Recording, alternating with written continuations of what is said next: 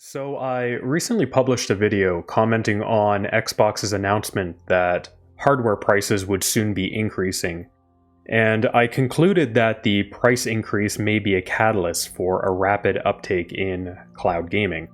After all, if people are unable to afford the hardware they need to play the games, their only option is to stream the games to the hardware they already own.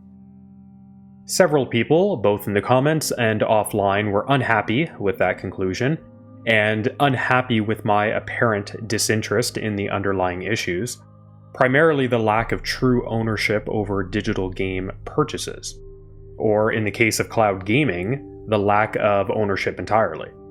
For those who do not know, when you purchase a game from the Xbox, PlayStation, Nintendo, or any other online storefronts, you're not purchasing the game as much as you are purchasing a digital license to access said game.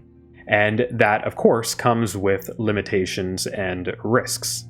Clearly, you do not own a physical copy, nor do you own the code that makes up the game. So you cannot sell, trade, or lend it to others. And in purchasing the game, you are agreeing to certain terms, such as only using the software for private entertainment. Those limitations are, perhaps, frustrating, but I think the more concerning risk for most people is that since you own nothing tangible, your license can effectively be revoked at any time and you will lose access to your purchase. For example, if you purchase digital games from the Xbox Online storefront and one day, Xbox goes belly up, well, unfortunately, that's it. Your licenses will expire, and you will lose access to your library of games. The same is true if a game is online only and the publisher shuts down, or if your account is banned for violating terms of service. These licenses are, after all, tied to the account, so should you lose access to the account, that's it. Game over.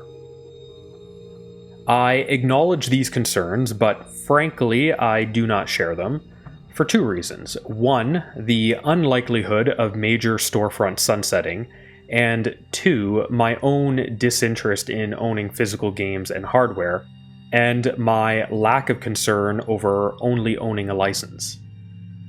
In the history of the games industry, how many major online storefronts have been shuttered, resulting in customers losing access to their digital libraries? I did not know the answer to this question, so I asked Google. Its response: there have been 0 major online storefronts that have completely wiped out access to gamers' entire digital libraries upon shutting down. So that's promising. However, it goes on to say, although the apocalypse scenario of a platform holder deleting your entire purchase history hasn't happened yet for a major storefront, the industry has experienced several massive disruptions. Google Stadia, for example, terminated its cloud gaming ecosystem in 2023, and players lost access to all of their game purchases. To Google's credit, however, they refunded those purchases, including hardware. So it does happen, but it is exceedingly rare, and in certain cases, such as with Stadia, customers may be compensated. But ignoring the likelihood or unlikelihood of storefront sunsetting and losing access to large digital libraries, personally, I just do not care. If the absolute worst were to happen, and I lost access to my digital games on my MacBook Air, on my Xbox, or even on my PlayStation or Nintendo accounts, assuming they still exist and my digital games are untouched, I would not be all that bothered by it. And I attribute that to how I experience and purchase video games. Only in extremely rare cases do I ever return to a game that I completed. Once I'm finished with it, that's largely it. It's like a book. After experiencing the story once, I'm satisfied.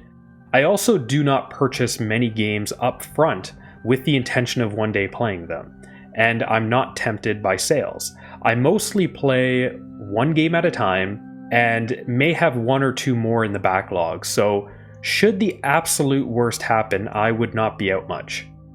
It's for these reasons that purchasing games digitally, not owning them, or even just streaming the games is unconcerning to me. But I do want to be clear about two things. Firstly, just because this is how I approach gaming does not mean I think others should have to approach it in a similar fashion. If not owning digital games or gaming hardware concerns you, that is your right. But while I encourage you to vote with your wallet and to avoid or even denounce companies that are going all digital, I also think that your efforts are going to be largely in vain. The evidence is clear as to the direction of the market. A decade ago, physical disc sales dominated. Today, most game purchases are digital, and soon it will likely be digital only.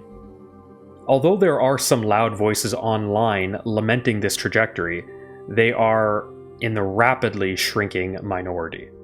Secondly, although I am unconcerned with not owning digital games or using streaming services for gaming, this does not mean I support the complete lack of ownership outside this industry. There exists a threshold of ownership rights for everyone, where on one side of that threshold you would prefer to own, and on the opposite side you are okay with renting, leasing, or subscribing.